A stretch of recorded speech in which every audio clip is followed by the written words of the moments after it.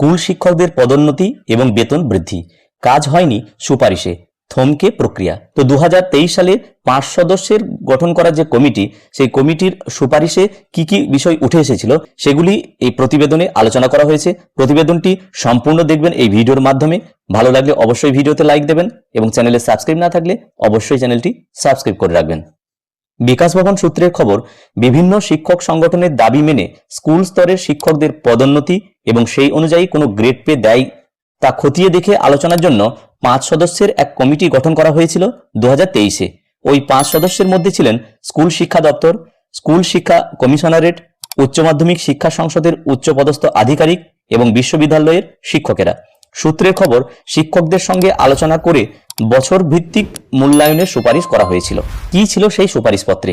বলা হয়েছিল, কলেজ বিশ্ববিদ্যালয়ের মতো স্কুল স্তরের শিক্ষকদেরও 3 ধরনের পদের বিন্যাস রাখতে হবে: সহকারী শিক্ষক, সহযোগী শিক্ষক এবং সিনিয়র শিক্ষক। পদোন্নতির জন্য মোট 100 নম্বর নির্ধারণ করা হবে। এর মধ্যে থাকবে 10-12টি বিভাগ, একটি বিভাগে প্রায় 10 নম্বর করে ধার্য করা হয়েছিল।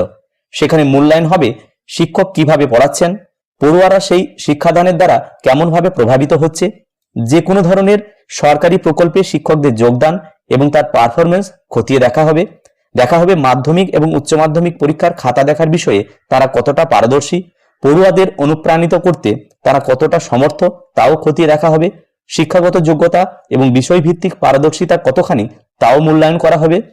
2024-এর ডিসেম্বরে স্কুল শিক্ষা দপ্তরের এই সুপারিশপত্র পেশ হয়, কিন্তু তারপর থেকে আর এ বিষয়ে কোনো চর্চা হয়নি বলে অভিযোগ শিক্ষকদের। ঠিক কোন পরিস্থিতিতে এই মুহূর্তে রয়েছে এই সুপারিশগুলি?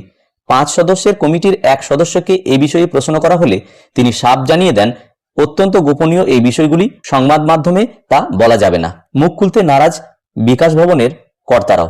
যদিও বিকাশ ভবনের এক কর্তা স্বীকার করেছেন এই সুপারিশপত্র তারা পেয়েছেন, তবে এই মুহূর্তে এই বিষয়ে ভাবনা চিন্তার সময় নেই। বর্তমানে এসআইআর, নানা পরীক্ষা এবং শিক্ষক শিক্ষাকর্মীদের নিয়োগ সংক্রান্ত কাজেই ব্যস্ত। এই প্রতিবেদনটি আনন্দবাজার.com পত্রিকায় প্রকাশিত হয়েছে। আমি এই ভিডিওর মাধ্যমে হুবহু শেয়ার করার চেষ্টা করলাম মাত্র। ভিডিওটি প্রত্যেককে দেখার জন্য ধন্যবাদ।